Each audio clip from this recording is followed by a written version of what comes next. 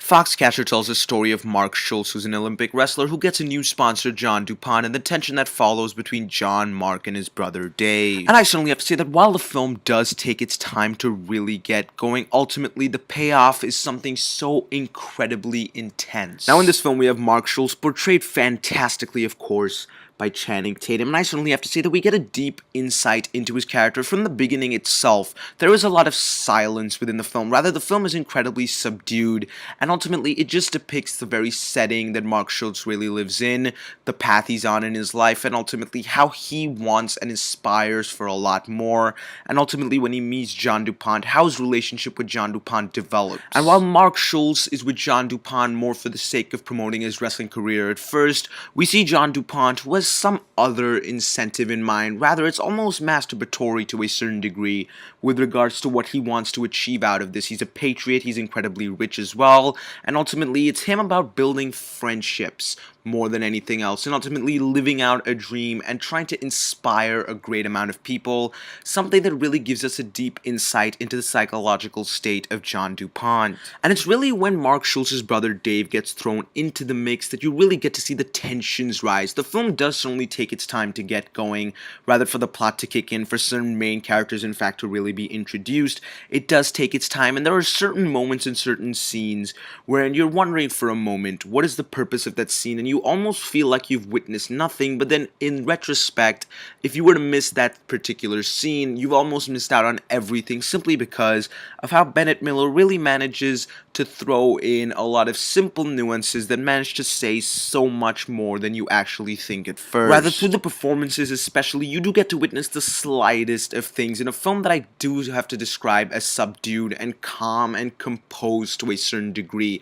The fact of the matter is, with regards to dialogue, for example, there isn't an awful lot within scenes. Rather, there is a lot of breathing space at certain moments, which does of course contrast the intensity of the film itself.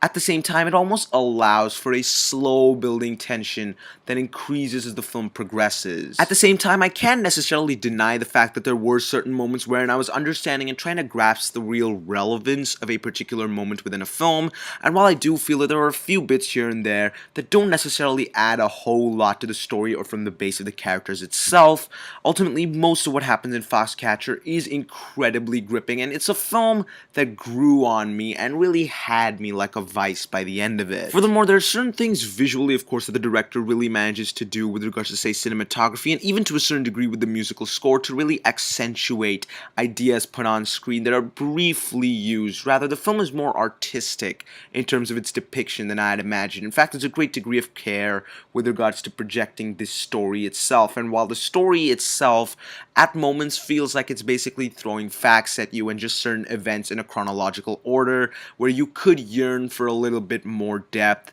ultimately that does pick up as the film does progress. Ultimately, I do have to say that Foxcatcher is a fantastic film. It is a slow burn that takes its time. At the same time, the performances in the film alone are nothing short of praiseworthy, and I certainly have to say that I will be watching Foxcatcher again at some point, despite the fact that in tone it's almost incredibly depressing and in fact eerie to a certain degree. You get to witness a far greater depth with regards to human emotions in terms of how greed and inferiority at the same time almost play into one another, leading to greater and more, dare I say, darker events in people's lives. And it's a film that focuses on three very different psychological backgrounds with regards to John DuPont, of course, who's a little more psychologically, say, broken. He yearns for a lot more in life and he wants to do more, as each of the characters really do, but rather he has suffered a lot through the course of this life. You have Mark Schultz, who's trying to get a pick-me-up, if you will, and then you have Dave Schultz, a little more stable,